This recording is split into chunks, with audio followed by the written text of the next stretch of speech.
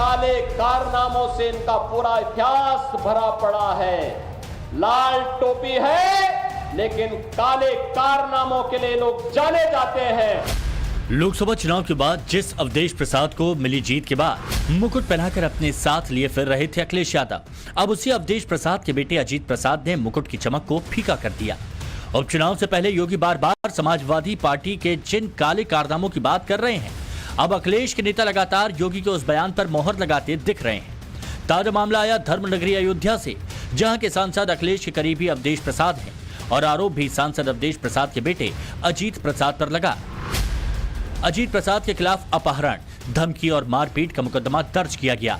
अजीत प्रसाद के अलावा 5-6 अन्य आरोपियों के खिलाफ भी मुकदमा दर्ज किया गया।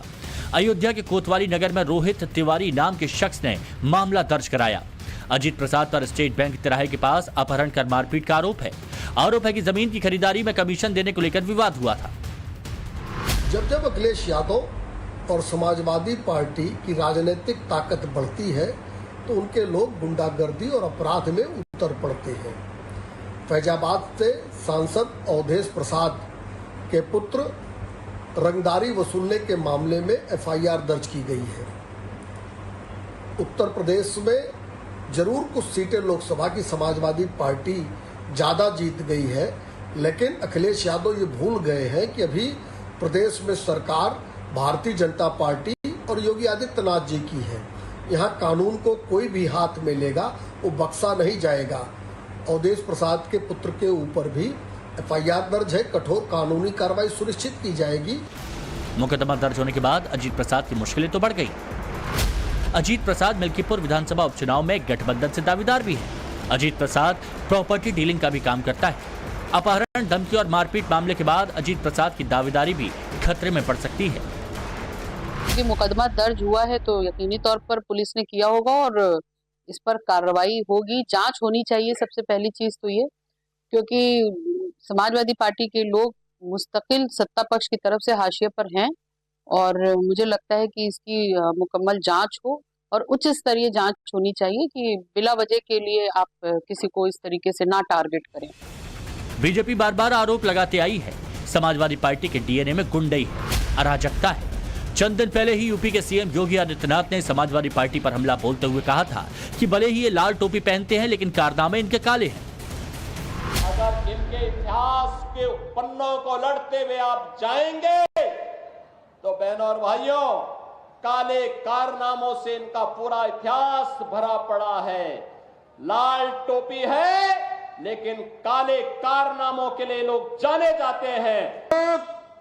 गरीबों की जमीनों पर कब्जा करते हैं, अराजकता फैलाते हैं, देशद्रोही तत्वों को अपने राजनीतिक स्वार्थ के लिए प्रश्रय देते हैं, अराजकता फैलाते हैं। और इसीलिए मैं कह सकता हूं बहनों और भाइयों कि जैसे कुत्ते की पूंछ सीधी नहीं हो सकती, वैसे ही ये समाजवादी पार्टी के दरिंदे जो बेटियों की सुरक्षा के साथ खिलवाड़ कर रहे हैं, ये कभी ठीक नहीं हो सकते। इनके लिए तो कानून के दायरे में ला करके इन पे शिकंजा कसना पड़ेगा और हमारी सरकार वही काम कर रही है इनके साथ में। यह कोई पहला मामला नहीं। इससे पहले पिछले 1 महीने में समाजवादी पार्टी के कई नेताओं पर संगीन और गंभीर आरोप लगे। अयोध्या में सपा नेता मोहित खान पर नाबालिग बच्ची से गैंगरेप का आरोप लगा। मोहित खान फिलहाल जेल में है। कन्नौज में अखिलेश और डिंपल यादव के करीबी नवाब पर नाबालिग से रेप का आरोप, नवाब जेल में है। भदोही में समाजवादी पार्टी के नेता जाहिद बेग पर नाबालिग लड़की को आत्महत्या के लिए उकसाने और बाल मजदूरी करने का आरोप है। जाहिद बेग ने कोर्ट में सरेंडर किया। तो मऊ में सपा के नेता वीरेंद्र बहादुर पाल पर सहयोगी महिला ने रेप का आरोप लगाया। वीरेंद्र बहादुर तब से फरार है। रामपुर में सपा सांसद मोहिबुल्लाह नदवी का करीबी साजिद अली पर अस्पताल में दुष्कर्म का आरोप लगा, जिसके बाद से साजिद अली फरार है, जिसके खिलाफ गैर जमानती वारंट जारी हो गया। लोकसभा चुनाव में भले ही अखिलेश यूपी में 37 सीटें जीत गए, लेकिन उपचुनाव से ठीक पहले ऐसे कारनामे अखिलेश की मुश्किलें जरूर बढ़ा सकते हैं। अखिलेश यादव अब तक अपने नेताओं के बचाव में ही उतरे। रेप पीड़ितों का पक्ष लेने की बजाय अखिलेश ने डीएनए टेस्ट की मांग की। अब सवाल है कि क्या समाजवादी पार्टी का जो इतिहास रहा है काले कारनामों का, वो फिर एक बार उपचुनाव में सबसे बड़ा मुद्दा बनेगा। सवाल यह भी है कि जिन काले कारनामों की बात सीएम योगी आदित्यनाथ कर रहे थे, सपा के नेता लगातार उसके सैंपल दे रहे हैं। सबसे बड़ा सवाल तो ये कि अखिलेश यादव गंभीर आरोप वाले अपनी पार्टी के नेताओं पर कब एक्शन लेंगे।